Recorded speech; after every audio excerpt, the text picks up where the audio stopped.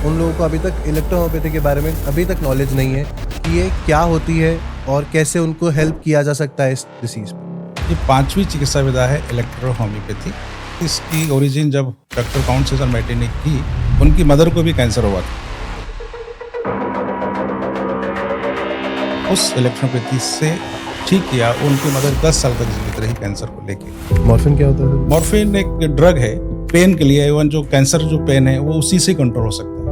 पर हमारा पॉइंट ये है कि इलेक्ट्रोहोम्योपैथी से क्या कैंसर रूट कॉज से ट्रीट हो सकता है कम्प्लीटली? बिल्कुल हो सकता है, डिपेंड करता है कि पेशेंट का इम्यून सिस्टम कितना एक्टिव है। इसका रिकॉर्ड हमने गवर्नमेंट को सबमिट किया है कि ये पेशेंट की पैट स्कैन रिपोर्ट है पहले की, हमने ट्रीटमेंट किया, उसके बाद की दोबारा हमने पैट स्कैन लिया और उसके अंदर वो बीमारी उसकी रूट आउट तो जड़ से खत्म हो चुका है। जड़ से खत्म हो चुकी है। सर ये पहले बता देंगे क्या होता है इसोफेगस? इसोफेगस आहार नाल का कैंसर, इंटेस्टाइन, स्टमक और इसोफेगस और फिर माउथ स्टार्ट होता है। तो आप ये कह रहे हैं कि यदि हम इलेक्ट्रोहोम्योपैथी का ट्रीटमेंट लेते हैं तो हम इसको रूट कॉज से खत्म कर सकते हैं? बिल्कुल कर सकते कि जैसे हम होम्योपैथी में बोलते हैं कि हमें एक टाइम पीरियड के बाद रिजल्ट, तो इलेक्ट्रोहोम्योपैथी में क्या इसका पैरामीटर है? क्योंकि हम बोलते हैं कि हमारी मेडिसिन का हम जब एक्सटर्नल एप्लीकेशंस करते हैं और एप्लीकेशन करते से ही पेशेंट को 1 मिनट 2 मिनट 4-5 मिनट के अंदर उसको रिलीफ मिलना स्टार्ट। अभी सर आजकल जैसे एक प्लांट बेस्ड प्रोटीन्स आ गए, सो वो क्या है? जैसा हम बोलते हैं कि जो हाई प्रोटीन जिसके बोलते हैं कि नॉनवेज या दूसरी चीज़ें हम बोलते हैं एनिमल्स प्रोटीन होता है, उसके बनिस्बत जो प्लांट प्रोटीन है वो इतना वो नहीं है। और हम अपने पेशेंट्स को प्रोटीन के लिए हमेशा मना करते हैं, हाई प्रोटीन डाइट नहीं लेनी है। हम बोलते हैं आप नेचुरल प्रोटीन लीजिए। अरे एग्जैक्टली कीमोथेरेपी क्या होती है, कैसे दी जाती है? कीमोथेरेपी मैं कहूँ कि जब एंटीबायोटिक काम नहीं करती है, कीमोथेरेपी एक हाई एंटीबायोटिक हम बोल सकते हैं, केमिकल है। जैसे हम बोलते हैं कि हम 500 mg टैबलेट ले रहे हैं, 1000 mg टैबलेट ले रहे हैं, तो कीमोथेरेपी पावर 50,000 mg और 1 लाख mg होती है। तो यही हम सरकार से हमारी बार बार डिमांड है। हमारे मुख्यमंत्री से मैंने डिमांड की है, हमारे केंद्रीय स्वास्थ्य मंत्री, उनसे हमने डिमांड की कि हमें ऐसा अवसर प्रदान किया जाए।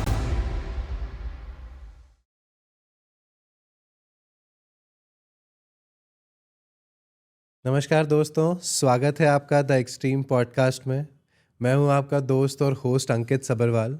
आपका स्नेह, आपका प्यार बहुत मिला लास्ट वाले पॉडकास्ट में, और आपके कमेंट्स, आपके शेयर देख के इतना अप्रिशिएट हुई मेरी टीम, उसके लिए आपका बहुत बहुत धन्यवाद। मैं चाहूँगा कि आपका स्नेह, आपका प्यार ऐसे ही हमें मिलता रहे। इवन जो आपका हमारा पॉडकास्ट था कैंसर के बारे में, उस पर आपके कमेंट्स देख के हमें रियलाइज़ हुआ कि हमें एक और पॉडकास्ट करना चाहिए कैंसर पे। इसी के लिए आज हम लेके आए हैं आपके लिए कैंसर का ही एक और पॉडकास्ट, जो कि है एक डिफरेंट ओपिनियन पे, डिफरेंट ऑप्शन पे, कि जब हमारे पेशेंट्स कैंसर से सरवाइव कर रहे हैं, कैंसर से जूझ रहे हैं, तो उन्हें और क्या अल्टरनेटिव्स और क्या ऑप्शंस मिल सकते हैं जिससे कि उनका कैंसर क्योर हो सके और आगे उनकी लाइफ स्पैन आगे बढ़ सके। आज हम एक नया टॉपिक लाए हैं जिसको बोलते हैं इलेक्ट्रोहोम्योपैथी। ये क्या होती है, इसमें कैसे ट्रीटमेंट से हमें क्योर मिलता है, ये लीगल है या नहीं है, ये कितना बेनिफिशियल है आपके लिए कैंसर में, इन सब चीज़ों पे आज हम बात करेंगे। आज हमारे साथ हैं डॉक्टर अजय हाडिया साहब, जो कि Devi Ahilya and research centre से बिलोंग करते हैं। इनका 40 वर्षों का एक्सपीरियंस है कैंसर ट्रीट करने में। इनकी केस स्टडीज़ जानेंगे, इन्होंने कितने पेशेंट्स को ट्रीट किया और कैसे ट्रीट करते हैं, ये क्या ट्रीटमेंट होता है और इसमें कैसे आपको क्योर मिलता है। आइए बात करते हैं डॉक्टर अजय हाडिया साहब से। Welcome to the show sir. नमस्कार सर। कैसे हैं सर? बहुत बढ़िया। कैसा लग रहा है सर पॉडकास्ट पे आके? बहुत ही अच्छा लग रहा है, और मैं एक्सट्रीम डिजिटेक पॉडकास्ट को बहुत आपको बधाई देता हूं कि आपने इलेक्ट्रोहोम्योपैथी को लेकर कैंसर में हम जो ट्रीटमेंट कर रहे हैं उसके लिए आप पॉडकास्ट कर रहे हैं, इसके लिए आपको बहुत बहुत धन्यवाद। Thank you so much sir, thank you. Because हमें ऐसा लगता है कि ये टॉपिक लोगों तक आना बहुत ज़रूरी था। ये थोड़ा सा हिडन फॉर्मेट है लोगों के सामने, जो शायद अभी तक नहीं आया है। बहुत सारे लोग अभी तक इस सिचुएशन से आगे आ चुके हैं जहाँ पे उनको कैंसर हो चुका है या उनके रिलेटिव्स में कैंसर आ चुका है, पर उन लोगों को अभी तक इलेक्ट्रोहोम्योपैथी के बारे में अभी तक नॉलेज नहीं है कि ये क्या होती है और कैसे उनको हेल्प किया जा सकता है इस डिसीज़ पे।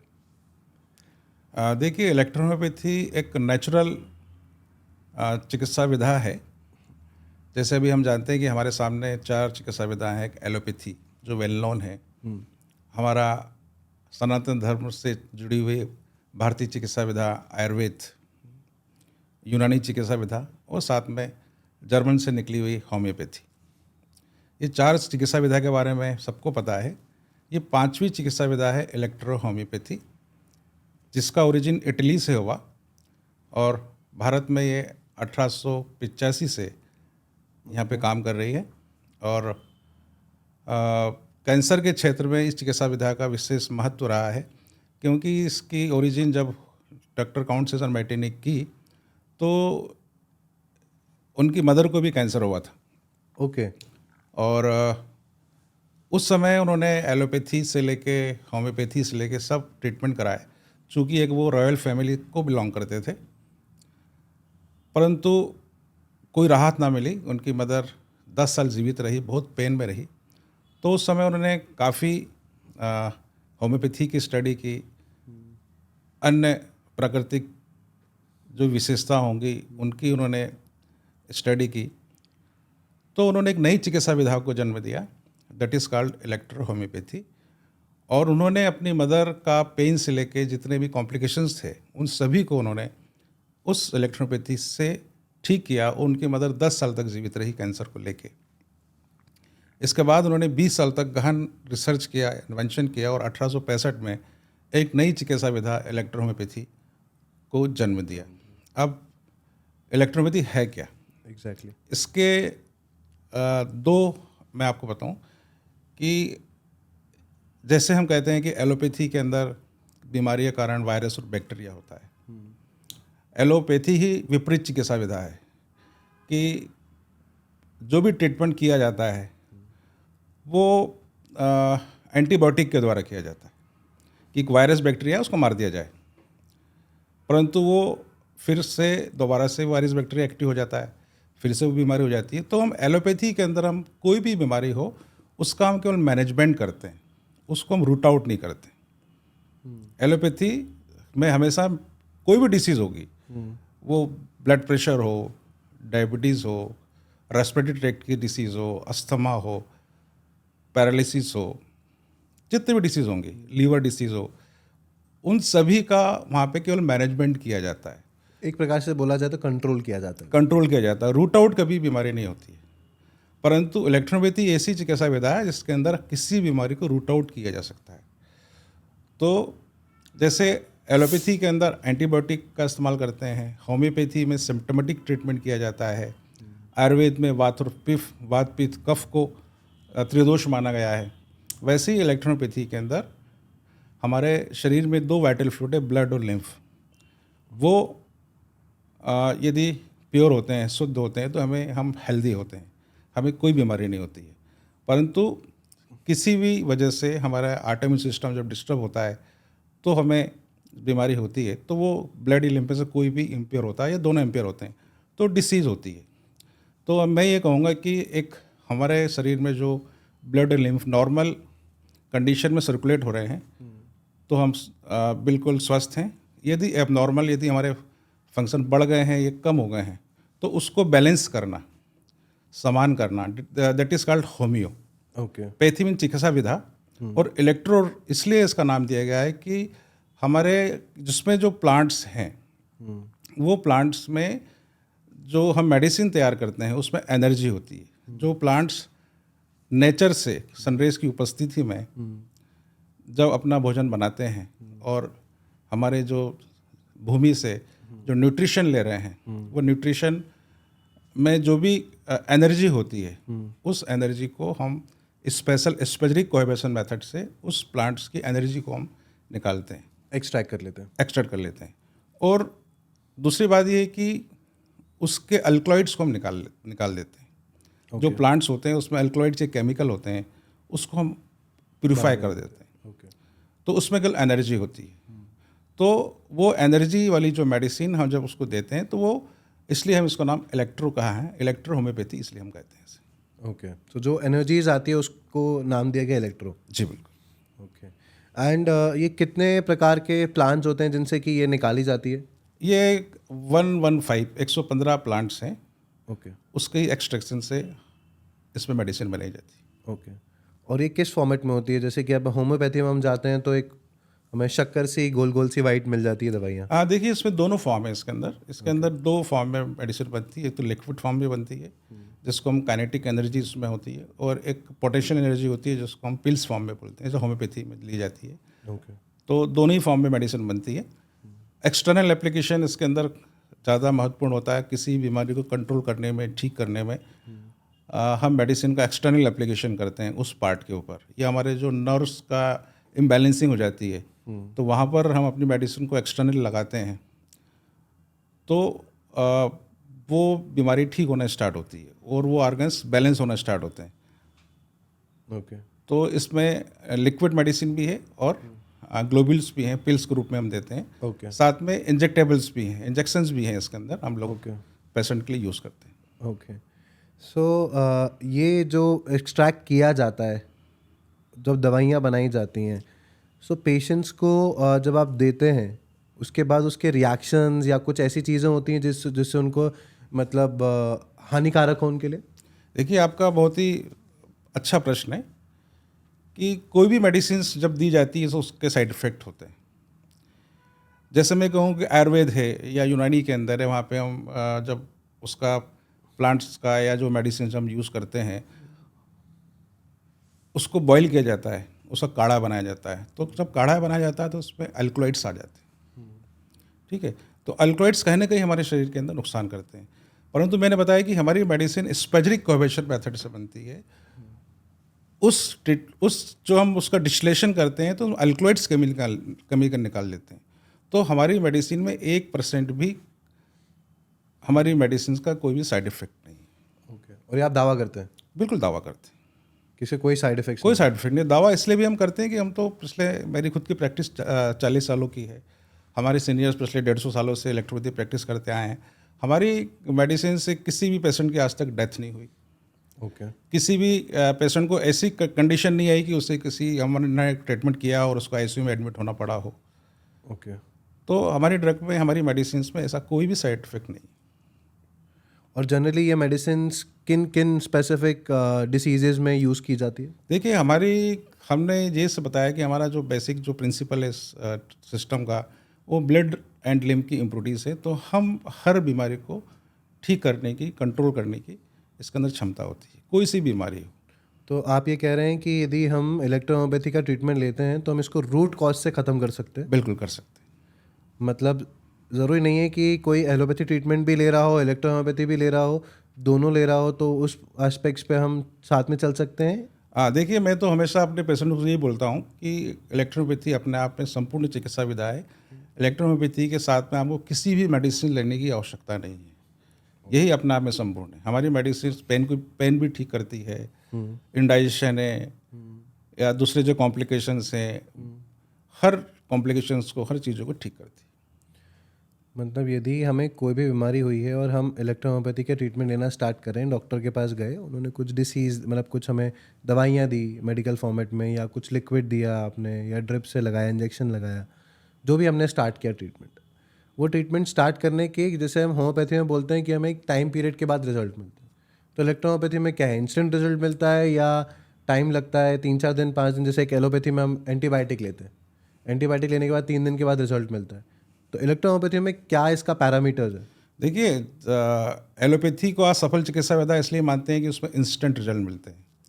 इसी प्रकार से इलेक्ट्रोपैथी भी ऐसी चिकित्सा विधा है जो एलोपैथी के समान ही इंस्टेंट रिजल्ट देती है, इवन उससे फास्ट रिजल्ट देती है। क्योंकि हम बोलते हैं कि हमारी मेडिसिन का हम जब एक्सटर्नल एप्लीकेशंस करते हैं और एप्लीकेशन करते से ही पेशेंट को 1 मिनट, 2 मिनट, 4-5 मिनट के अंदर उसको रिलीफ मिलना स्टार्ट होता है। ओके। हाँ, तो इंस्टेंट रिलीफ है इसके अंदर भी। एलोपैथी के समान ही है, तुरंत प्रभावी है। और जनरली आपके पास जो पेशेंट्स आते हैं वो किस कंडीशंस में आते हैं? देखिए, हम कैंसर का इलाज करते हैं तो हमारे पास तो जो पेशेंट आते हैं वो 4th स्टेज का पेशेंट आ रहा है, टर्मिनल स्टेज का पेशेंट आ रहा है, जो एलोपैथी का अपना कीमोथेरेपी, रेडिएशन, सर्जरी सब करा चुका होता है। बहुत कॉम्प्लिकेशंस उसके होते हैं, मल्टीपल उसको डिसीज़ होती है, मल्टीपल उसकी प्रॉब्लम्स होती है। और हमारे पास जब आता है तो उसकी प्रॉब्लम्स को हम अपना ट्रीटमेंट स्टार्ट करते हैं, फर्स्ट हम थेरेपी देते हैं, उसी से उसको रिलीफ मिलना स्टार्ट होता है। मतलब आपके पास पेशेंट पहले नहीं आता है, लास्ट स्टेज में आ रहा है? मैक्सिमम पेशेंट तो लास्ट स्टेज में आ रहे हैं। ओके। और इसका ऐसा क्या रीज़न है? उसका रीज़न ये है कि कैंसर जो बीमारी है जो डायग्नोस्ड ही एक बड़े सेंटर में होती है। जब कोई एक शरीर के अंदर बीमारी आती है, उसका जब कोई कॉम्प्लिकेशन हो रहे हैं, कहीं से ब्लीडिंग हो रहा है, पेशेंट को वॉमिटिंग हो रही है, ये पेशेंट को बहुत समय से भूख नहीं लग रही है, वो डॉक्टर पास जाता है तो डॉक्टर उस समय उसको नॉर्मल एंटीबायोटिक और कुछ चीज़ें लिख देता है। 5 दिन का कोर्स दे दिया, 10 दिन का कोर्स दे दिया, उससे उस पेशेंट को रिलीफ नहीं मिलता है तो पेशेंट बोलता है कि और 5 दिन का कोर्स ले लीजिए। उसके बाद भी रिलीफ नहीं मिल रहा है तो डॉक्टर बोलता है कुछ ना कुछ गड़बड़ी है, तो बोलता है कि पेशेंट की सोनोग्राफी करा लें, एंडोस्कोपी करा लें, सीटी स्कैन करा लें, ब्लड टेस्ट करा लें। जब कराते हैं तो पता लगता है कि इसे कोई कार्सिनोमा फॉर्म हो रहा है, कोई अल्सर फॉर्म हो रहा है, तो फिर उसकी बायोप्सी ली जाती है और पेशेंट को उसी समय से काउंसलिंग कर दी जाती है कि यदि इसका ट्रीटमेंट आपने 2 दिन, 4 दिन, 5 दिन में नहीं लिया तो ये बीमारी ब्लास्ट हो सकती है, बहुत बड़ा आपकी जान ले सकती है। ओके। तो आपको तुरंत आपको कीमोथेरेपी करना है या तुरंत आपको सर्जरी करनी है, तो पेशेंट वहाँ से निकल नहीं पाता है। तो हमारे पास पेशेंट जब वो ट्रीटमेंट पूरा कर चुका होता है, जब वो सर्जरी करा चुका होता है, रेडिएशन करा चुका होता है, कीमो करा चुका होता है, उसके बाद भी उसकी बीमारी ठीक नहीं होती है, तकलीफ़ें उसकी बढ़ती जाती है, उस कंडीशन पेशेंट हमारे पास आते हैं। सो इसको यदि ऐसे समझा जाए कि यदि कोई पेशेंट को कैंसर डिटेक्ट हुआ, नॉर्मल डॉक्टर के पास गया, उसको आपके बारे में पता ही नहीं है, उसने डायग्नोस कराया, उसको कैंसर रिफ्लेक्ट हुआ उसकी बॉडी में, टेस्ट करा लिए, कोइंसिडेंटली उसको पता पड़ गया आपके पास आने के लिए, तो यदि वो इनिशियल स्टेज से आपके पास है तो क्या रूट कॉज से आप कैंसर ख़त्म कर सकते हो? हाँ, देखिए हमारा जो अनुभव अभी तक ये बोलता है कि ऐसे पेशेंट हमारे पास जो 3rd स्टेज के या 4th स्टेज के आए हैं और जिन्होंने एलोपैथी ट्रीटमेंट नहीं लिया है और हमने उनको ट्रीट किया, तो हमने एटलीस्ट उनकी लाइफ तो प्रोलॉन्ग की। ओके। हम ये बोलते हैं कि जब 3rd स्टेज या 4th स्टेज का पेशेंट आता है तो इसकी लाइफ 3 महीने, 4 महीने, 6 महीने, साल भर एलोपैथी डॉक्टर बता ही देते हैं कि आप ऑपरेशन कराओगे तो इतने समय तक, कीमोथेरेपी कराओगे इतने समय तक, यही लाइफ है। और वो हमारे पास आता है तो हम उसकी लाइफ को ज़्यादा हम प्रोलॉन्ग कर सकते हैं और हमने की है। हमारे पास ऐसे पेशेंट हैं जो जिनकी लाइफ 2 महीने बोली गई थी, वो पेशेंट 2 साल से भी ठीक है। ओके। तो हमारे पास फर्स्ट यदि बिना एलोपैथी ट्रीटमेंट लिया आता है तो निश्चित ही कि क्योंकि उसका इम्यून सिस्टम इतना वीक नहीं होता है, क्योंकि हम सर्जरी करते हैं तो ब्लड लॉस होता है, इम्यून सिस्टम कम हो रहा है, हम कीमोथेरेपी दे रहे हैं तो ब्लड लॉस हो रहा है, उसका कीमोथेरेपी देने से सेल्स लॉस हो रहे हैं, रेडिएशन से सेल्स लॉस हो रहे हैं, तो इम्यून सिस्टम उसका ख़त्म होता जाता है और इसीलिए उसको पेन हो जाता है। हम एक स्टेज के बाद में कीमोथेरेपी हमने दी और कीमोथेरेपी देने के बाद भी पेशेंट को पेन हो रहा है तो डॉक्टर के पास कोई ऑप्शन नहीं बचता है, वो बोलते हैं कि अब आप मॉर्फिन ले लीजिए। मॉर्फिन ले लीजिए। बस। मॉर्फिन क्या होता है सर? मॉर्फिन एक ड्रग है जो ऐसी ड्रग है जो पेन के लिए, इवन जो कैंसर जो पेन है वो उसी से कंट्रोल हो सकता है। नॉर्मल पेन किलर से, एनाल्जेसिक से कैंसर पेन ठीक नहीं होता है। ये मेडिसिन फॉर्मेट में आता है अपने पास या लिक्विड? टैबलेट फॉर्म में भी आता है, इंजेक्शन फॉर्म में भी आता है। ओके। सो जब पेन बढ़ जाता है तो डॉक्टर्स बेसिकली ये बोलते हैं कि आप मॉर्फिन ले लो। जी बिल्कुल, और उस समय फिर वो ट्रीटमेंट करने से मना भी कर देते हैं कि आप इनकी सेवा करिए। अच्छा। तो उस स्टेज में हमारे पास पेशेंट आते हैं। ये मैं समझ गया सर कि पेशेंट्स आपके पास 3rd और 4th स्टेज में आते हैं, जी। पर हमारा पॉइंट ये है कि इलेक्ट्रोहोम्योपैथी से क्या कैंसर रूट कॉज से ट्रीट हो सकता है कम्प्लीटली? बिल्कुल हो सकता है, डिपेंड करता है कि पेशेंट का इम्यून सिस्टम कितना एक्टिव है। हमने अभी ये देखा है कि एक पेशेंट हमारे पास आया है जिसकी एज 75 साल एज है, वो कीमोथेरेपी उन्होंने करा ली है, उनको रिकरेंस होकर उनको ब्रेन में गया, वो हमारे पास आए, हमने ट्रीट किया और 4 महीने में दोबारा से हमने उनकी MRI कराई तो उनका ब्रेन का जो मेटास्टेसिस था वो क्योर्ड हो गया और वो पेशेंट अभी 2 साल से बिल्कुल ठीक है। तो ये नहीं कह सकते कि इसमें कोई एज फैक्टर भी है कि सब 75 साल की एज हो गई तो अब वो कैंसर ठीक नहीं हो सकता है, परंतु वो एलोपैथी ट्रीटमेंट उन्होंने लिया था, फिर बाद में उनको दोबारा से रिकरेंस हुआ, वो पेशेंट हमारे पास आए, हमने इलेक्ट्रोफिजिक ट्रीटमेंट दिया और वो क्योर्ड हुई। ओके। सो मतलब यदि हमारे पास फर्स्ट स्टेज में कैंसर में कोई पेशेंट आ रहा है और धीरे धीरे हम उसको ट्रीट कर रहे हैं, तो उसका कैंसर जड़ से ख़त्म हो सकता है? हो सकता है। देखिए, 2-3 चीज़ मैं कहता हूँ कि हम जो ट्रीटमेंट जो कर रहे हैं, उस ट्रीटमेंट के अंदर पेशेंट को उसकी जो डाइट है, उसको फॉलो करने का हम बोलते हैं कि यदि हमने जो डाइट बताई है, उसको वो फॉलो करता है। और ये भी कह दूँ कि ईश्वर ने यदि लाइफ दी है उस पेशेंट की, तो निश्चित ही कि वो ठीक होगा हमारे ट्रीटमेंट से। होता क्या है ना कि मैक्सिमम कैंसर का जब ट्रीटमेंट करते हैं तो 50% पेशेंट तो ट्रीटमेंट के दौरान ही एक्सपायर कर जाते हैं। मतलब 90% केसेस के अंदर कैंसर डायग्नोस होता है 3rd स्टेज और 4th स्टेज में। और जब ट्रीटमेंट चलता है, ये मैं नहीं कह रहा हूँ, ये हमारी गवर्नमेंट इंडिया और WHO के आंकड़े बताते हैं कि 50% यदि हमारे पूरे देश में 18 से 20 लाख पेशेंट रजिस्टर्ड होते हैं कैंसर के हर साल, उसमें से 9 से 10 लाख हर साल एक्सपायर कर जाते हैं ट्रीटमेंट के दौरान ही। तो ये इतनी एग्रेसिव डिसीज़ है। मतलब आपके पास ये प्रूवन रिकॉर्ड्स हैं कि यदि हमारे पास कोई आता है पेशेंट, तो उसको हम रूट कॉज से उसका कैंसर हील कर सकते देखिए, हमारे पास तो ऐसे बहुत सारे हमने पेशेंट ठीक किए हैं जो मेटास्टेटिक कैंसर है, जिनको गॉलब्लैडर कैंसर हुआ है, लीवर कैंसर हुआ है, इवन पैनक्रेटिक कैंसर हुआ है, कोलोन कैंसर हुआ है, लंग कैंसर हुआ है, ब्रेन ट्यूमर हुआ है, हमने क्योर किए हैं। परंतु हम ऐसा दावा कभी नहीं करते हैं कि ठीक होगा। हम करते हैं, हमारा हर मरीज को बोलते हैं कि हम कोशिश करते हैं, और हमारी कोशिश पेशेंट को जो ट्रीट कर रहा है उसने जो डाइट हमने बताई है उसको फॉलो की है, और 3rd है ईश्वर ने उसकी लाइफ दी है। 3 चीज़ें। तो निश्चित है कि वो पेशेंट क्योर्ड भी होता है। और ऐसे भी पेशेंट मैंने देखे हैं कि जिनको हमें लगता है कि 24 घंटे नहीं लाइफ जी पाएगा ये, परंतु वो पेशेंट 1 साल से ठीक है। मतलब सर, बात तो वही हो गई फिर, एलोपैथी या फिर हम इलेक्ट्रोहोम्योपैथी, दोनों ही दावा नहीं कर रहे कि हम क्योर कर सकते हैं। देखिए, कैंसर के बारे में तो कोई दावा कर ही नहीं सकता कि cancer is a palliative treatment. जैसे हमने कहा कि कोरोना का कोई दावा नहीं कर सकता है, तो कैंसर भी एक पैलेटिव ट्रीटमेंट है। कैंसर में सर्जरी के बाद में कीमोथेरेपी दी जा रही है, रेडिएशन दिया जा रहा है, तो वो पैलेटिव ट्रीटमेंट है। परंतु देवेला हॉस्पिटल के अंदर पेशेंट का ट्रीटमेंट पैलेटिव के साथ में हम क्यूरेटिव भी करते हैं। ओके। हमारे पास ऐसे भी रिकॉर्ड हैं जो मेटास्टिक कैंसर ठीक हुए हैं, और वो पिछले 2 साल से या 3 साल से या 4 साल से वो पेशेंट ठीक है। ये एक सबसे बड़ी एक उसकी खासियत है।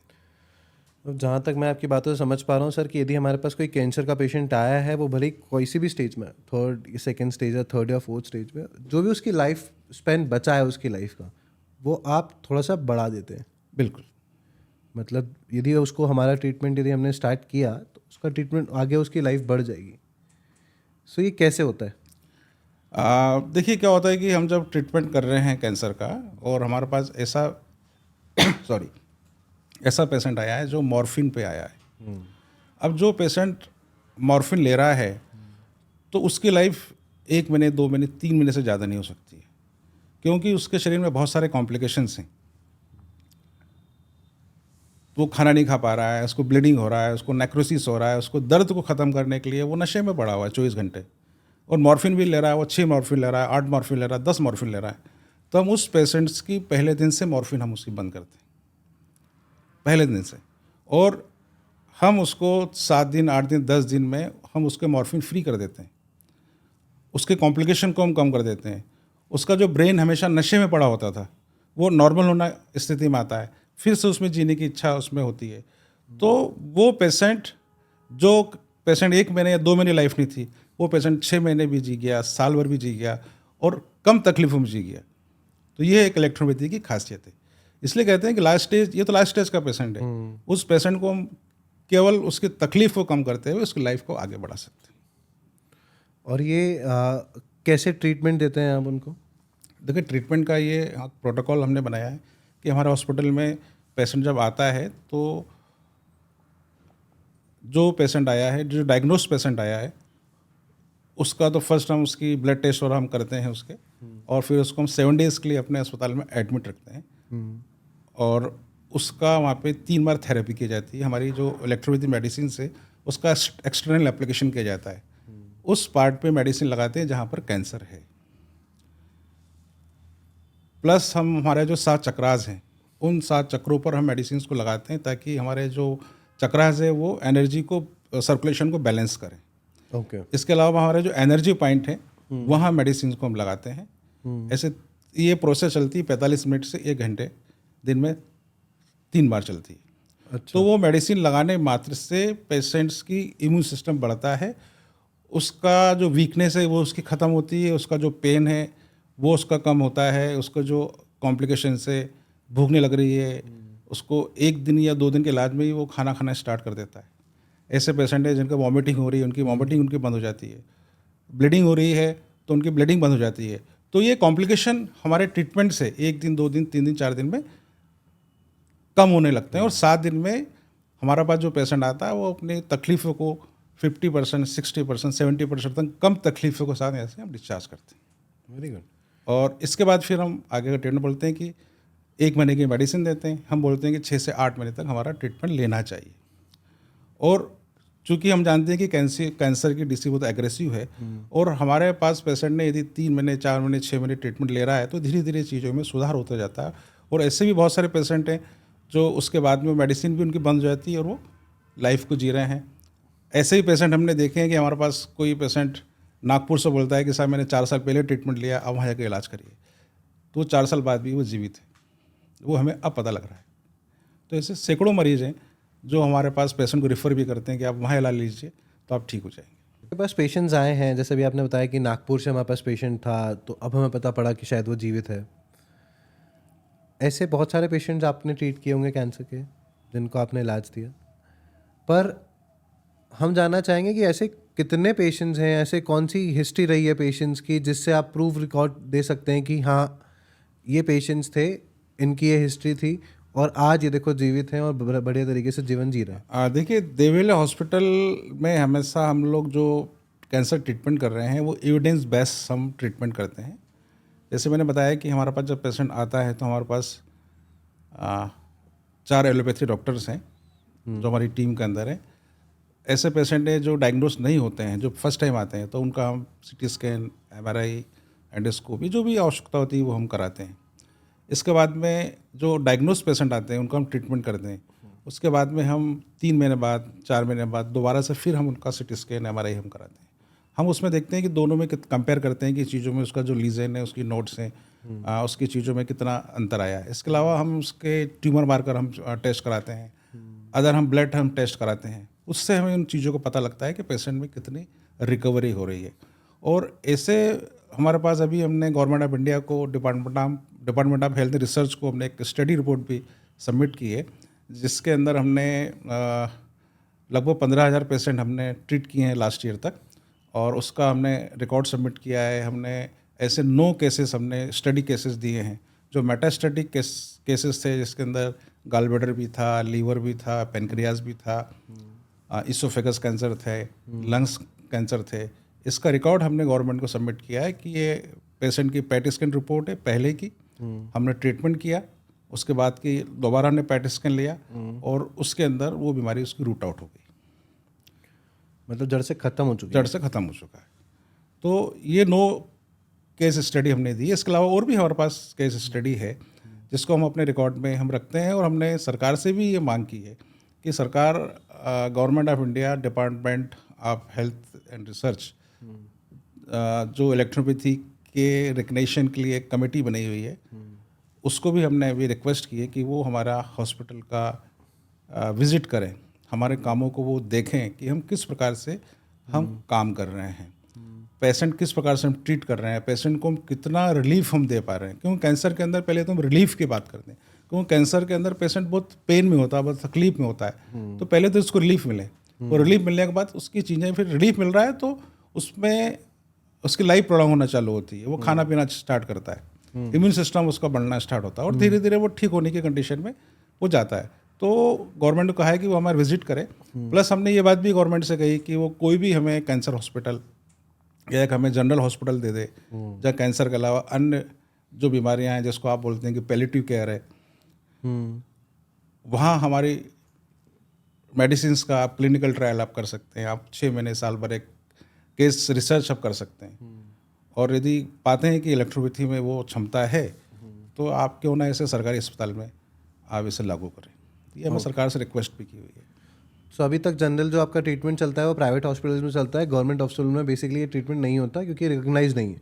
देखिए क्या होता है कि कैंसर जैसा जो ट्रीटमेंट है वो अन्य जो चिकित्सा विधाएं हैं, मैं एलोपैथी के अलावा कहूँ तो वो भी बोलती है कि हम सपोर्टिव ट्रीटमेंट करते हैं कि कीमोथेरेपी कॉम्प्लिकेशन को ठीक करते हैं, परंतु इलेक्ट्रोपैथी हम ऐसा हमारा जो दावा भी कहूँगा या हमारी एक ऑब्जर्वेशन है इतने सालों की कि हम कैंसर का पूर्ण रूप से इलाज करते हैं। हमें एलोपैथी की आवश्यकता नहीं है। इलेक्ट्रोपैथी अपने आप में सक्षम है इस ट्रीटमेंट के लिए। ओके। हाँ, क्योंकि हमारी मेडिसिन एंटी इन्फ्लेमेटरी है, इन्फ्लेमेशन कम करती है, एंटी एनाल्जेसिक है, दर्द को ख़त्म करती है, बर्निंग को ख़त्म करती है और एंटीऑक्सीडेंट है। क्योंकि कैंसर के अंदर ऑक्सीजन, कैंसर के सेल्स होते हैं हाइपोक्सिया होते हैं, ऑक्सीजन को खाते हैं, तो हमारी मेडिसिन शरीर के अंदर ऑक्सीजन की मात्रा को भी बढ़ाती है। अभी सर आजकल जैसे एक नया सिस्टम आ गया है, प्लांट बेस्ड प्रोटीन्स आ गए, बोलते हैं प्लांट एक्सट्रैक्ट प्रोटीन है, ये है। सो वो क्या है, मतलब क्या रिलेटेबल है इससे? देखिए हम ये मानते हैं कि जो प्लांट्स जो होता है एक लिमिटेड मात्रा में प्रोटीन होता है। हम जो हमारे वेजिटेबल्स लें या दूसरी चीज़ें लें तो जैसा हम बोलते हैं कि जो हाई प्रोटीन जिसके बोलते हैं कि नॉनवेज या दूसरी चीज़ें हम बोलते हैं एनिमल्स प्रोटीन होता है, तो उसके बनिस्बत जो प्लांट प्रोटीन है वो इतना वो नहीं है। और हम अपने पेशेंट्स को प्रोटीन के लिए हमेशा मना करते हैं, हाई प्रोटीन डाइट नहीं लेनी है। हम बोलते हैं आप नेचुरल प्रोटीन लीजिए। हम ये बोलते हैं कि जो लिविंग जो हमारे फ्रूट्स हैं, लिविंग वेजिटेबल्स हैं, आप इसको लीजिए। हम ड्राई फ्रूट्स के लिए मना करते हैं कि ड्राई फ्रूट्स जैसे अखरोट है, बादाम है, काजू है, आप इसे मत लीजिए, आप लिविंग फ्रूट्स लीजिए। ओके। आप केला लीजिए, आप पपीता लीजिए, आप एप्पल लीजिए, आप इस प्रकार के आप फ्रूट्स लीजिए, तो वो आपके लिए ज़्यादा फायदेमंद है। और कैंसर के अंदर ये भी देखा गया है कि हाई प्रोटीन जो डाइट होती है वो कैंसर की फूड सप्लाई है, वो कैंसर उससे हमेशा बना रहता है, ठीक नहीं होता है। और हम बोलते हैं कि जब ट्रीटमेंट स्टार्ट करते हैं तो पहले दिन से ही हम बोलते हैं कि आपको हाई प्रोटीन डाइट नहीं लेना है, ग्लूटीन फ्री डाइट, गेहूं को बंद करना है, आप मिलेट आपको लेना है, ज्वार है, बाजरा है, रागी है, कोदो है, इस प्रकार का फ्रूट लें, जूस लें, सूप लें, ग्रीन वेजिटेबल्स लें, ग्रीन सलाद लें। इसके अलावा नारियल जो है उसको, नारियल पानी है, कोकोनट मिल्क है, इसका यूज़ करें, तो ये हमारे लिए स्वास्थ्य के लिए काफ़ी फ़ायदेमंद है। ये सब डाइट अल्कलाइन डाइट है और ये कैंसर को और हमारे इम्यून सिस्टम को बढ़ाती है, कैंसर के सेल्स को ख़त्म करती है। ओके। इसीलिए कैंसर में डाइट का इतना इम्पोर्टेंट रोल होता है? कैंसर के अंदर तो बहुत इंपॉर्टेंट रोल होते ही है, और इसलिए हम कहते हैं कि जब कैंसर जब होता है, जब उसकी सर्जरी की जाती है, तो सर्जरी पहले डॉक्टर बोलते हैं कि आप ड्राई फ्रूट्स खाइए, आप लड्डू खाइए, आप नॉनवेज खाइए। जब कीमोथेरेपी होती है तो बोलते हैं कि आप खूब खाइए प्रोटीन को, चूँकि इसलिए बोलते हैं कि उससे ब्लड लॉस हो रहा है, सेल्स ख़त्म हो रहे हैं, तो हाई प्रोटीन बोलते हैं, जबकि वो प्रोटीन, हाई प्रोटीन उस कैंसर सेल्स का भोजन है। तो हम बोलते हैं कि ये आपको कभी नहीं खाना है। और हमारे पेशेंट जो ठीक हुए हैं उसका सबसे बड़ा रीज़न ये है कि उन्होंने अपनी डाइट को चेंज कर दिया पूर्ण रूप से। वो डाइट चेंज कर दी, मतलब उन्होंने अल्कलाइन डाइट पे आ गए हैं, मिलेट पे आ गए हैं, फ्रूट्स पे आ गए हैं, सूप पे आ गए हैं, और कैंसर उनका ठीक हो गया। और ऐसे पेशेंट हैं जो पिछले 3 साल या 4 साल या 5 साल से इसी डाइट को यूज़ कर रहे हैं, इसलिए उनका कैंसर रिपीट नहीं हुआ। ओके। ये एक बड़ा चीज़ आपने बोली जहाँ पे रिपीट नहीं हुआ, और लोगों को बहुत जल्दी कैंसर रिपीट फॉर्मेट में होने लगता है। कैंसर रिपीट इसलिए होता है क्योंकि हम अपनी फूड हैबिट नहीं बदल रहे हैं। आप फूड हैबिट बदल देंगे तो कैंसर नहीं होगा आपको। अच्छा। मेरी सलाह है, जो लोग ऑलरेडी जो कैंसर पीड़ित हैं और कैंसर से, कीमोथेरेपी से, रेडिएशन से बाहर आ गए हैं, तो वो हाई प्रोटीन डाइट को बंद कर दें, गेहूं की चपाती बंद कर दें, मिलेट लें, फल फ्रूट जूस लें, खाने का टाइम चेंज कर दें। हम बोलते हैं कि खाने का जो टाइम है सुबह 9 बजे से शाम 7 बजे तक खाना है, 10 घंटे खाना है। शाम 7 से सुबह 9 बजे तक आपको नहीं खाना है। ओके। मतलब रात से शाम को 7 बजे से लेकर सुबह 9 बजे सुबह तक तक बंद नहीं कर दो खाना, नहीं खाना है। तो ये भी चीज़ें हमारे इम्यून सिस्टम को बढ़ाती है और चीज़ों को ठीक करती है। ओके। Very good. मतलब ये तो बहुत अच्छी चीज़ है कि यदि हम नॉर्मल अपनी डाइट को कंट्रोल करेंगे तो हमारी रिपीटेशन जो है कैंसर वो रिपीट नहीं होगी। नहीं हो। तो ये जनरली अब जैसे बात करेंगे, अभी आपने बात की सिटी स्कैन की, कीमोथेरेपी की, बायोप्सी की भी बात हुई हमारी। ये जो कीमोथेरेपी हम रेगुलर बेसिस पे लेते हैं कैंसर के अंदर, डॉक्टर सजेस्ट करते हैं कि सर्जरी के बाद लेंगे तो कीमो से आपके जितने भी पार्ट्स हैं, जहाँ तक मेरी अंडरस्टैंडिंग है, उसे जितने भी कैंसर्स के डेड सेल्स हैं या नॉर्मल सेल्स हैं वो रिमूव हो जाते हैं बॉडी से। एम आई राइट? तो यदि हम आपके पास ट्रीटमेंट के लिए आते हैं तो कीमो उसी टाइम पे हमें कराना चाहिए या कीमो नहीं कराना चाहिए? देखिए, हम तो हमारे पेशेंट को सलाह से, बहुत सारे पेशेंट आते हैं कि हम कीमोथेरेपी ले रहे हैं, क्या हमें कीमोथेरेपी लेना चाहिए? तो हम तो मना करते हैं कि हमारा ट्रीटमेंट जब स्टार्ट हो तो कीमोथेरेपी लेने की आवश्यकता नहीं है, क्योंकि कीमोथेरेपी जब तक आपका शरीर साथ दे रहा है, जब तक इम्यून सिस्टम आपका एक्टिव है, तब तक कीमोथेरेपी चल सकती है, उसके बाद कीमोथेरेपी नहीं चल सकती है। ऐसे एक पेशेंट मेरे पास अभी आए थे, अभी 15 दिन पहले। उन्हें लंग्स कैंसर है, टाटा मेमोरियल मुंबई में उनका इलाज चल रहा है। उन्होंने 88 कीमोथेरेपी ली। 88। और उसके बाद बता रहे हैं कि 6 महीने से मुझे सांस लेने में तकलीफ हो रही है, मुझे नींद नहीं आ रही है, मुझे बहुत ज़्यादा खांसी है। मुझे पता लगा, देवली हॉस्पिटल के बारे में यहाँ आए, और 5 दिन के ट्रीटमेंट के अंदर उस पेशेंट की खांसी से लेकर सब चीज़ों पे उसको रिलीफ मिल गया। तो बोले, जब मैं इतने समय से परेशान हूँ, परंतु आपका इलाज इतना इफेक्टिव इलाज है। तो उसकी जो प्रॉब्लम थी 88 कीमोथेरेपी के बाद भी, उसकी चीज़ों में कॉम्प्लिकेशन उसके बने हुए थे, और वो उसको कीमोथेरेपी ले इसलिए रहा था कि वो उसके कॉम्प्लिकेशन ख़त्म हो, परंतु हमारी मेडिसिन ने उसको 5 दिन में ही उसके कॉम्प्लिकेशन को ठीक कर दिया। और ये एग्जैक्टली कीमोथेरेपी क्या होती है, कैसे दी जाती है? कीमोथेरेपी मैं कहूँ कि जब एंटीबायोटिक काम नहीं करती है, कीमोथेरेपी एक हाई एंटीबायोटिक हम बोल सकते हैं, केमिकल है, जिसकी, जैसे हम बोलते हैं कि हम 500 mg टैबलेट ले रहे हैं, 1000 mg टैबलेट ले रहे हैं, तो कीमोथेरेपी पावर 50,000 mg और 1 लाख mg होती है। तो उसको जब हम देते हैं, पाउडर फॉर्म में होती है, उसको इंजेक्टल फॉर्म में देते हैं, तो हमारे शरीर में जब जाती है तो शरीर के अंदर जाके हमारे नॉर्मल सेल्स को जला रही है, हमारे कैंसर सेल्स को जला रही है। हमारे शरीर के अंदर कैंसर सेल्स तो 5% है, 95% अच्छे सेल्स हैं, तो वो उसमें से 2% सेल्स तो कैंसर के जल रहे हैं और 50% सेल्स हमारे नॉर्मल जल रहे हैं। तो इसलिए हमारा इम्यून सिस्टम है पूरा वो डैमेज हो जाता है। और हम 3 की कीमोथेरेपी लेते हैं, हम 6 कीमोथेरेपी लेते हैं, फिर सिटी स्कैन करते हैं, फिर बोले नहीं आपकी अभी डिसीज़ है, फिर आप 6 और लीजिए, फिर 6 लेते हैं, नहीं अभी और है, फिर 6 लीजिए। तो ऐसे करते करते उसको बढ़ाते जाते हैं, और एक समय ऐसा आता है कि जब पेन चालू हो जाता है, तकलीफ चालू होते हैं, जब कीमोथेरेपी नेगेटिव रिस्पॉन्स करती है, तो उस स्टेज में डॉक्टर बोलते हैं कि अब कोई ट्रीटमेंट नहीं हमारे पास, आप चाहिए। उसके बाद पेशेंट आता है। तब वो पेशेंट पेन में होता है, बर्निंग में होता है, ब्लीडिंग उसको होती है, अलग अलग कॉम्प्लिकेशंस होते हैं, उस स्टेज में पेशेंट हमारे पास आते हैं। सो जब आपके पास पेशेंट उस स्टेज पे आता है तब भी उसको रिलीफ मिल के फिर वो डिस्चार्ज होके जाता है? देखिए, पेशेंट जो ट्रीटमेंट जो कर रहा है, वो यदि कैंसर डायग्नोस हुआ है, ऐसे बहुत सारे पेशेंट हमारे पास आए हैं जो नॉन सिम्टमेटिक हैं, कि जिनको कैंसर तो डायग्नोस हो गया है, उन्हें कोई तकलीफ थी, वो गए, उन्होंने डायग्नोस कराया तो बोले आपको तो 4 स्टेज कैंसर है, तो उससे कोई तकलीफ नहीं है, परंतु जैसे ही कीमोथेरेपी लेता है वैसे उसकी तकलीफ चालू हो जाती है। तो वो बिना ट्रीटमेंट के वो 2 साल तक वैसे ही जी सकता है, परंतु कीमोथेरेपी उसको 6 महीने में मार सकती है। हमारे पास वो पेशेंट जब आते हैं तो नॉन सिम्टमेटिक हम ट्रीटमेंट करते हैं और चीज़ें अच्छी होती हैं, और पेशेंट लॉन्ग लाइफ जी रहा है। मतलब आपकी बातों से मुझे ये समझ में आया, यदि वो नहीं कीमो लेगा और आपके पास आएगा तब भी वो उतना ही क्योर और ट्रीट हो सकता है, उसकी लाइफ उतनी ही आगे सस्टेन करेगी। देखिए, ये बिल्कुल ये एक प्रूवन है कि मरीज, कैंसर का मरीज कैंसर से नहीं मरता है, वो कैंसर के इलाज से मरता है। ओके। यदि किसी को कैंसर हुआ हो, ऐसे बहुत सारे पेशेंट मेरे पास में हैं जिसको ब्रेस्ट कार्सिनोमा हुआ है, ठीक है, उसको डक्टल कार्सिनोमा है, जिसको मेटास्टेटिक कार्सिनोमा बोलते हैं।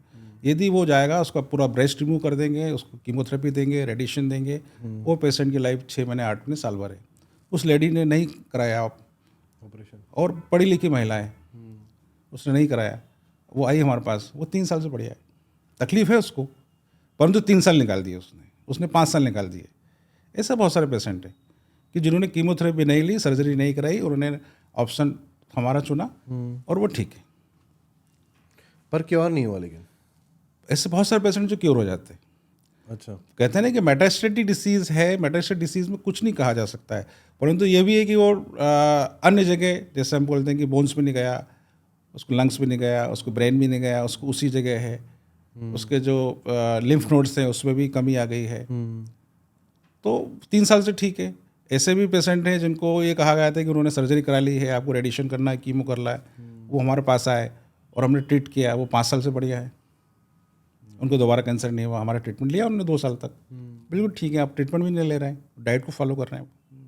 Very good. आपके पास कोई ऐसा केस जो आप हमारी ऑडियंस को सुनाना चाहेंगे कि जब आपके पास कोई पेशेंट आया जिससे कि उसको बहुत वर्स्ट कंडीशन में था और वो आज कैंसर से क्योर होके या नॉर्मल अपनी लाइफ जी रहा है आज? देखिए, इस मेरे पास बहुत सारे ऐसे केस, एक एग्जांपल नहीं, कई मेरे पास एग्जांपल हैं कि जिसके अंदर पेशेंट को लगता था कि उसकी लाइफ नहीं है और हमने ट्रीट किया और वो पूर्ण रूप से क्योर्ड हो गया। ओके। है ना। एक केस में हमेशा अपने सुनाता हूँ मैं कि एक मेरे पेशेंट हैं, वो 5 साल पहले मेरे पास आए थे। उनकी बेटी थी 35 साल की, उन्हें ब्रेस्ट कार्सिनोमा हुआ, डक्टल कार्सिनोमा हुआ, टीएमसी में इलाज कराया मुंबई में, सर्जरी हुई, रेडिएशन हुई, कीमोथेरेपी, एक्सपायर कर गई 6 महीने में। उनके फादर की एज थी 65 साल, रामविलास उनका नाम है, रामविलास यादव। लखनऊ में उनका डायग्नोस हुआ, उनको पता है कि मेटास्टेटिक कार्सिनोमा लंग्स से, ट्यूमर का साइज 5 सेंटीमीटर 15 सेंटीमीटर था, खांसी में ब्लड आ रहा था, 2 कदम चल नहीं पा रहे थे। उनको हमारे बारे में पता लगा। कैसे? गूगल के द्वारा। ओके। वो हमारे पास आया, हमने ट्रीटमेंट किया और वो पेशेंट 3 महीने में उनका जो ट्यूमर था वो पूर्ण रूप से ख़त्म हो गया। उन्होंने 10 सिटी स्कैन कराए, हर महीने कराते थे वो, और आज लगभग 5 साल हो गया है, अभी बढ़िया है। तो ऐसे हमारे जो कैंसर वॉरियर हैं कि जिनको 5 सेंटीमीटर बाय 15 सेंटीमीटर का इतना बड़ा ट्यूमर हो, एक मोबाइल के आकार का, और वो 3 महीने में डिजॉल्व हो जाए और वो 5 साल से बढ़िया है, परंतु उन्होंने डाइट को फॉलो किया और आज भी हम बोलते हैं कि जो उपवास में जो खाना खाते हैं, फास्टिंग फूड, वही आज भी खा रहे हैं, वो अभी तक बढ़िया है, बिल्कुल स्वस्थ है। तो ऐसे सैकड़ों मरीज हैं हमारे जिन्होंने हमारे डाइट को फॉलो किया है और वो ठीक है। Very good. मतलब ट्रीटमेंट लेने के बाद डाइट बहुत इंपॉर्टेंट रोल प्ले करती है। एक एग्जांपल और आपको दूँ कि एक लेडी मेरे पास आई थी नागपुर से, इसको स्टमक कैंसर था। स्टमक को ऑन्कोलॉजिस्ट ने उसको रिमूव कर दिया, इसोफेगस और इंटेस्टाइन को उन्होंने जॉइंट कर दिया। ओके। और उसके बाद उसको रिकरेंस हुआ इसोफेगस में। इसोफेगस में उसको 3 स्टेंट डाले, वो तीनों स्टेंट उसके फेल हो गए। ओके। उसको बहुत ज़्यादा पेन, साथ के अंदर उसको जो स्पुटम जो उसमें आ रहा था, इतनी स्मेल थी कि बोले हम बैठ नहीं सकते रूम के अंदर। सर ये पहले बता देंगे क्या होता है इसोफेगस? इसोफेगस आहार नाल का कैंसर। पहले तो जो स्टमक कैंसर है, स्टमक के बाद में हम जैसे हम खाना खाते हैं तो हमारी जो इंटेस्टाइन, स्टमक और इसोफेगस और फिर माउथ स्टार्ट होता है। ओके। तो खाना जैसे ही अपन ने निगलने के बाद में वो इसोफेगस में जाता है, ओके। इसोफेगस से स्टमक में, स्टमक से फिर इंटेस्टाइन में। ओके। तो इसोफेगस में उसको था, उसको बहुत स्पुटम उसका बहुत बदबूदार था, बहुत पेन होता था। हमने ट्रीट किया और 7 दिन के ट्रीटमेंट के अंदर उनके खुद के स्टेटमेंट है कि उनकी जो प्रॉब्लम थी, हम जिस प्रॉब्लम से आए थे 100% हम ऐसे उसको रूट आउट करके जा रहे हैं। उनका पेन खत्म हो गया, उनकी जो स्मेल थी वो खत्म हो गई, क्योंकि राइस ट्यूब डली हुई थी, तो वो तो अभी भी डली हुई है, बोले स्टेंट उसका वो है। तो ऐसे पेशेंट भी आते हैं जो बिल्कुल होपलेस होते हैं, परंतु हमारे ट्रीटमेंट से उन चीज़ों पे उनको सुधार होता है। ओके।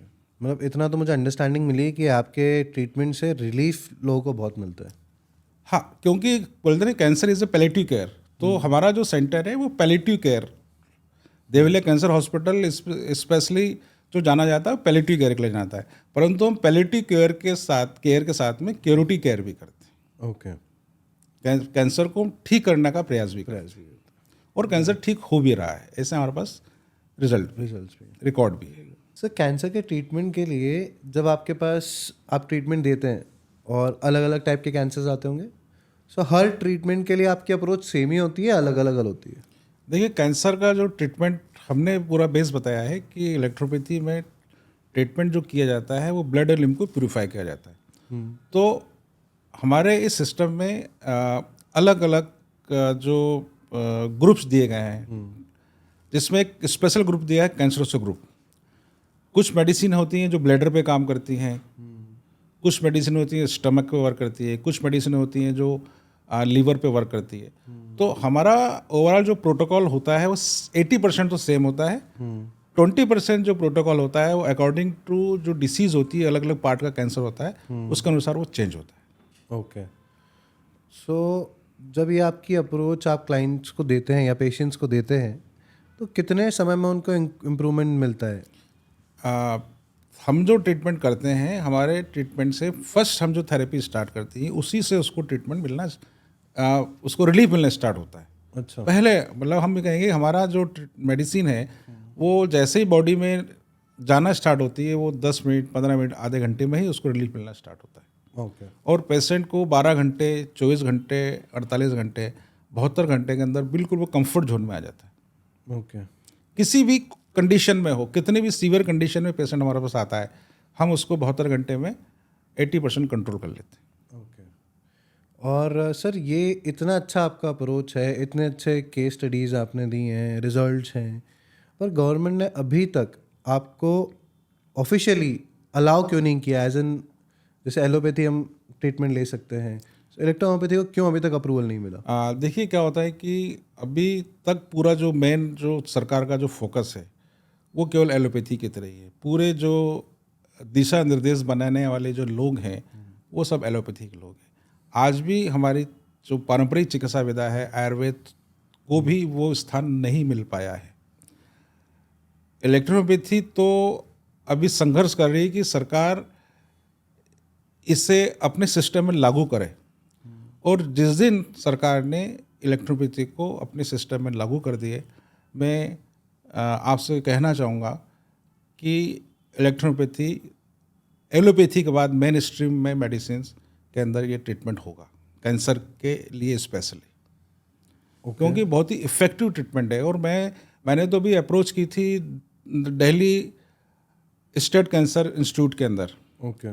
वहाँ पर भी हमने एक एप्लीकेशन दी हुई है कि हमारे आपके यहाँ जो पेशेंट्स हैं, जो टर्मिनल स्टेज के पेशेंट हैं, जो आप पूरा ट्रीटमेंट कर चुके हैं, उन पेशेंट्स को आप हमें दीजिए। हम आपके ही सानिध्य में, आपके ही एक्सपर्ट के अंडर में हम लोग ट्रीट करेंगे। ओके। और इसके लिए वो चीज़ें अभी पिछले 6 महीने से पेंडिंग हैं, और हम कोशिश करते हैं कि दिल्ली सरकार, दिल्ली कैंसर इंस्टीट्यूट यदि हमें वो अवसर प्रदान करता है तो हम उनके सामने बता देंगे कि इलेक्ट्रोपैथी चिकित्सा विद्या क्या है और कितनी इफेक्टिव सिस्टम है। ओके। एंड सर जब आपके पास जनरली पेशेंट्स आ जाता है, आप ट्रीट कर लेते हैं, और मैंने बहुत सारे आपके पेशेंट्स के टेस्टिमोनियल्स भी सुने कि वो बोलते हैं कि वाकई में क्योर हुआ है, सारी चीज़ें हैं, और उनको भी पता होता है कि शायद जैसे हम होम्योपैथी पे चले जाते हैं, आयुर्वेदिक पे चले जाते हैं, हमें क्या ट्रीटमेंट मिल रहा है, अल्टीमेटली उन्हें रिलीफ मिल जाता है। सो आपको वो सब चीज़ देखने के बाद, वो सब प्रूफ गवर्नमेंट को देने के बाद स्टिल अलाउ नहीं कर पा रहे? देखिए, हमें गवर्नमेंट ने और हमें भारतीय कानून ने प्रैक्टिस करने के लिए, ट्रीटमेंट करने के लिए अलाउ किया हुआ है। हम केवल इस बात का हम संघर्ष सरकार से कर रहे हैं कि सरकार इसको अपने स्ट्रीम में लेके आए, ओके। इससे सरकारी अस्पतालों में लागू करे। और इतनी अच्छी चिकित्सा विधा है, यदि ये सरकारी अस्पतालों में लागू होती है, मैं ये कहूँ कि यदि जितने भी देश में कैंसर अस्पताल हैं उनका वहाँ का जो पैलिएटिव केयर डिपार्टमेंट है, जो कीमोथेरेपी रेडिएशन के बाद जो मॉर्फिन के लिए जाना जाता है, कि जहाँ पे एक एनेस्थेसियोलॉजिस्ट बैठते हैं और वो केवल बताते हैं कि केवल पेन मैनेजमेंट करना है, तो वो वहाँ भी यदि हमें अपना स्थान दे दिया जाए, डिपार्टमेंट हम खोल दें, तो हम वहाँ पे हज़ारों लाखों मरीजों की लाइफ को प्रोलॉन्ग कर सकते हैं और मॉर्फिन से हटा सकते हैं, उनके कॉम्प्लिकेशन ख़त्म कर सकते हैं, और कुछ पेशेंट को तो हम कैंसर से बाहर भी ला सकते हैं। तो यही हम सरकार से हमारी बार बार डिमांड है। हमारे मुख्यमंत्री से मैंने डिमांड की है, हमारे केंद्रीय स्वास्थ्य मंत्री, उनसे हमने डिमांड की है कि हमें ऐसा अवसर प्रदान किया जाए। अब देखते हैं कब वो अवसर मिलता है। इतने बड़े दावे होने के बाद भी यदि कोई हमें मौका नहीं मिला तो बहुत बड़ी बात है। एंड सर मैं ये जानना चाहूँगा कि कैंसर ट्रीटमेंट में जब आपके पास कोई भी पेशेंट आता है तो वो आप साथ में एलोपैथी डॉक्टर्स की भी टीम रखते हैं अपने पास या सिर्फ आप ही ट्रीट करते हैं? देखिए, एलोपैथी डॉक्टर्स की टीम तो इसलिए हमने रखी है कि वो जो पेशेंट्स हमारे पास आ रहे हैं उनके अंदर जो भी कॉम्प्लिकेशंस हो रहे हैं उन सब चीज़ों को वो देखें और क्लिनिकली एविडेंस बेस मैंने बताया कि हम काम करते हैं।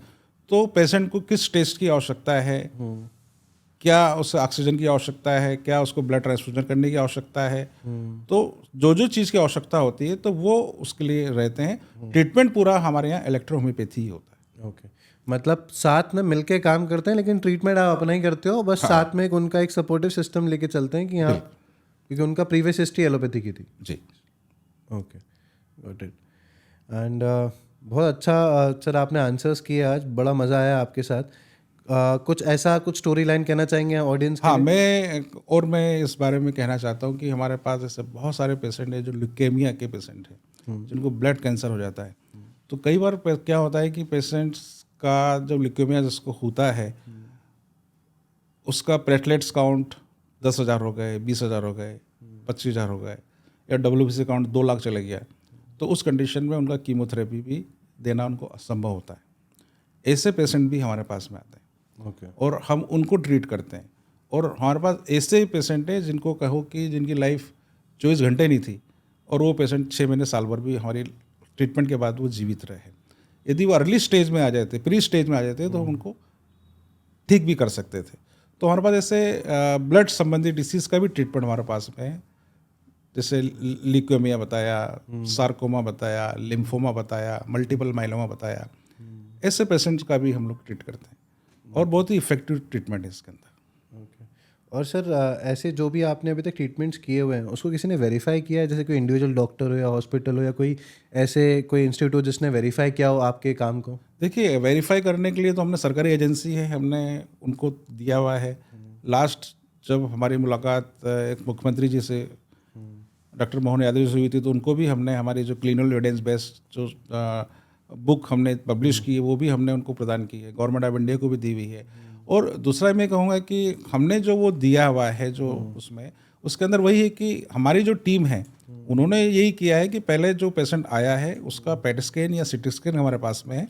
हमने पेशेंट को 3 महीने, 6 महीने, साल भर ट्रीट किया है। उसके बाद में दोबारा से हमने उसका सिटी स्कैन कराया, तो वो फाइंडिंग्स हमने देखा है कि पहले जो कैंसर सेल्स थे, कैंसर सेल्स का ट्यूमर था, लीजन था, वो अब खत्म हो गया है, वो डिसअपियर हो गया है। तो वही एक प्रूविंग है। तो वो प्रूविंग बेस पे ही हम इस बात की बात करते हैं या दावा करते हैं कि कैंसर को ठीक किया जा सकता है, किसी भी स्टेज में ठीक किया जा सकता है। सर बात करेंगे यहाँ पे कैंसर के डेटा पे, जहाँ पे जनरली हम देखते हैं कि इंडिया में पहले कोविड के टाइम पे बहुत ज़्यादा नंबर्स कैलकुलेटिव थे, बहुत ज़्यादा शार्प क्लैरिटी थी कि कितने टाइप ऑफ कोविड पेशेंट्स हैं, कितने ट्रीटेबल हैं, कितने नहीं हैं। पर कैंसर में ये कभी भी हमारे पास एक्चुअल नंबर्स नहीं आते।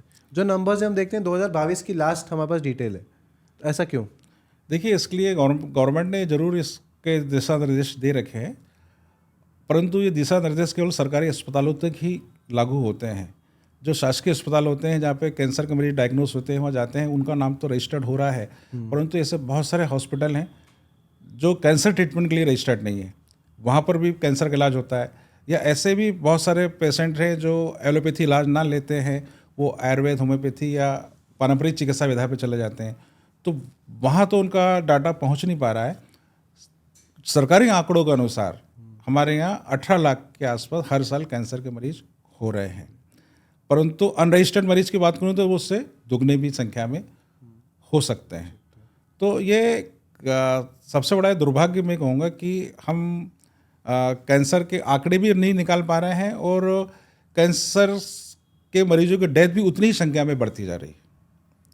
तो ये बहुत इंपॉर्टेंट है तो कि ये हमारे नंबर्स बहुत इंपॉर्टेंट है कि सरकार को इस बारे में ज़रूर अपनी पॉलिसी को चेंज करना चाहिए और आंकड़े भी रखना चाहिए और कैंसर से बचाव कैसे किया जाए उस पर काम करना चाहिए।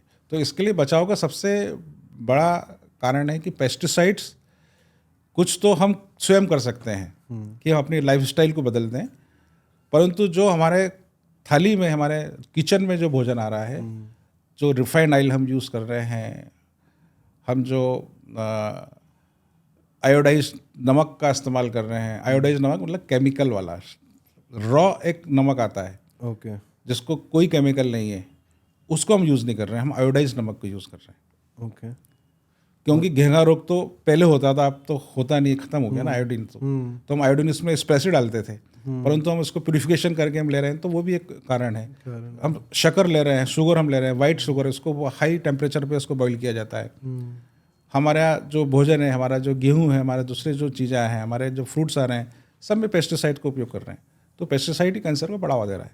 तो जब तक इन पेस्टिसाइड का उपयोग कम नहीं होगा, हम ऑर्गेनिक पे दोबारा नहीं आएंगे, तब तक हम कैंसर से बचाव नहीं कर सकते। मतलब जो आप बोल रहे हो, जो फ्रूट्स और जो वेजिटेबल्स हैं मार्केट में, वो सारे पेस्टिसाइड्स ही हैं। देखिए ना, पपीता आ रहा है, केला आ रहा है, तो जो पेड़ पे पपीता होता है वो वहाँ से डाल पका हम बोलते हैं, वो उसका टेस्ट अलग होता है। हम पपीता को ले लेते हैं और फिर उसको हम कार्बाइड में हम उसको पकाते हैं, तो कार्बाइड भी तो एक नुकसान ही कर रहा है। बिल्कुल।